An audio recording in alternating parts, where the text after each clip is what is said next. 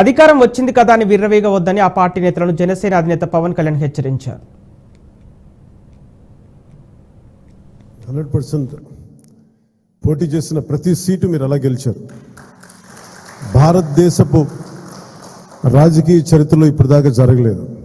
ఇది ఒక case study అయిపోయింది. చాలా మందికి చాలా పటిష్టమైన ఉన్నతమైన పొలిటికల్ ఇన్స్టిట్యూషన్స్కి వీటన్నిటికీ ఒక స్టడీ మెటీరియల్ అయిపోయింది. ఎలా సాధ్యపడింది అనేది నేను ఇదే వేదిక పైన ఈరోజు ఒకప్పుడు ఈ వేదిక చాలా పెద్దగా అనిపించేది నాకు అనిపించింది ఏంటంటే మనకు సాధించిన విజయం ఈ ఆఫీస్ కూడా సరిపోవట్లేదు. మీరు చూశారు, ఒక రాష్ట్రానికి ముఖ్యమంత్రిగా చేసిన వ్యక్తి ఓడిపోగానే అసెంబ్లీలు కూడా లేకుండా వెళ్ళిపోయారు. ఓటమి అంత భయపడద్దు మనిషిని. అలాంటిది మనకి ఇంత జనబలం ఉండి ఒక్క సీటు కూడా గెలుచుకోలేని పరిస్థితుల్లో ఏదో ఒకటి వస్తే ఆ వ్యక్తిని వాళ్ళు తీసుకెళ్ళిపోయి అలాంటి పార్టీకి 100% మనం స్ట్రైకింగ్ రేట్తో కొట్టడం చాలా చాలా అద్భుతమైన విషయం. 21 ఒకలా చూస్తే పెద్ద నెంబర్ కాకపోవచ్చు 175లో, కానీ 175 రోజున 164 గెలవడానికి మనం తీసుకున్న ఈ 21 ఒక వెన్నెముగ్గా అయిపోయింది ఈ కూటమి విజయానికి. ఇది మామూలు విజయం కాదు. సాక్షాత్తు ఒక పార్లమెంట్ సభ్యుడిని బంధించి మరీ తీసుకొచ్చి ఉన్నతాధికారుల చేత ఈ గుంటూరు ఈ సిఐడిదే ఆఫీస్లో ఆయన మీద పాశవికంగా ఆయన కొట్టించిన తీరు, 4 దశాబ్దాలు సుదీర్ఘమైన అనుభవం ఉన్న ముఖ్యమంత్రిగా చేసిన వ్యక్తిని కూడా ప్రస్తుతం ముఖ్యమంత్రిగా ఉన్న శ్రీ నారా చంద్రబాబు నాయుడు గారిని కూడా జైల్లో పెట్టి 53-54 రోజులు అలాంటి భయభ్రాంతులు చేసిన ప్రభుత్వం, రోడ్డు మీదకి ఒక నోరు తెరిచి మాట్లాడాలంటే భయం, అడ్డగోలు ఇసుక దోపిడీలు, ఇలాంటి నేపథ్యంలో 5 కోట్ల మంది ప్రజలకి వెన్నుదన్నుగా నిలబడింది జనసేన పార్టీ. రోడ్ల మీదకి రావాలంటే భయం వచ్చింది. ఈరోజు మనకి 100% ఎందుకు వచ్చింది అంటే 5 కోట్ల మంది ప్రజలకి గుండెల్లో ధైర్యం నూరిపోస్తున్నాం. దెబ్బలు తిన్నాం మనందరం.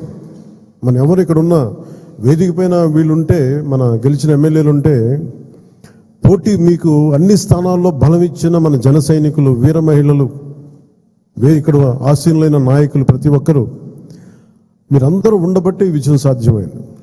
21 మంది ఎమ్మెల్యేలు ఇక్కడ మేము కూర్చోగలిగామంటే నాతో సహా అది మీ అందరి కష్టం, శ్రమ, మీ మేధో మదనం, మీ ఎలక్షనీరింగ్ కేపబిలిటీ. జన సైనికులు అసలు పోటీ చేయని చోట్ల, మనం పోటీ చేసిన చోట్ల జన సైనికులు చేశారు, వీర మహిళలు చేశారంటే అదొక మన కోసం చేశారు అనుకోవచ్చు. కానీ మనం పోటీ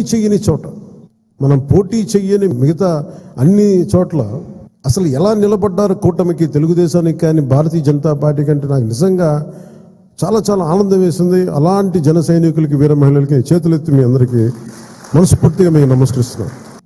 అలా ఇంకో నాకు మన నాయకులందరికీ కూడా నా విన్నపం, ఎవరిని కూడా వైసీపీ నాయకుల్ని కానీ ప్రత్యర్థి పార్టీకి సంబంధించిన ఎవరు కానీ వాళ్ళు మన శత్రువులు కాదు. వాళ్ళు ఇంక్లూడింగ్ వైసీపీ కూడా మనకు శత్రువులు కాదు, మన ప్రత్యర్థులే. రాజకీయ పార్టీ వాళ్ళు మన శత్రువులుగా పరిగణించవచ్చు, మనకు తెలియదు.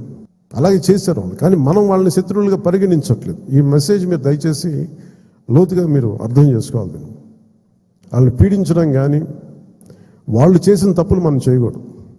అలాగే ఎవరిని కూడా వ్యక్తిగత దూషణకి దూరంగా ఉండమని నేను అందరినీ కోరుకుంటా ఉన్నాను. నిజంగా యుద్ధం వస్తే మటుకు, గొడవే వస్తే మటుకు అది వెనకాడం, అది మీ అందరికీ తెలుసు. భావంలో ఉన్న తీవ్రత మనకు భాషలో చూపించక్కర్లా, పదవులను కూడా పక్కన పెట్టి ముందుకెళ్తాం. అలాంటి బలంగా నిలబడగలం. ముఖ్యంగా మహిళా నాయకురాలను ఎవరన్నా సరే సామాజిక మాధ్యమాల్లో కించపరిచిన ఒక మాట అన్నా, అజయ్ గారికి కూడా చెప్తా ఉన్నాను ఈ సందర్భంగా, చాలా ఫర్మ్ యాక్షన్ తీసుకోండి సార్. నేను ఈరోజు అందరి ముందు చెప్తున్నాను, you have all the right. చాలా ఫర్మ్గా చెప్పాను. మనందరినీ మనం సంస్కరించాలి అనుకున్నప్పుడు మనమే సంస్కారహీనంగా మాట్లాడితే ఎట్లా? అలాంటి వ్యక్తులని మీరు చాలా బలంగా మీ నిర్ణయం తీసుకోండి. మీ నిర్ణయం వెనక నేను ఉంటాను. అవకాశం ఇవ్వండి మారటానికి.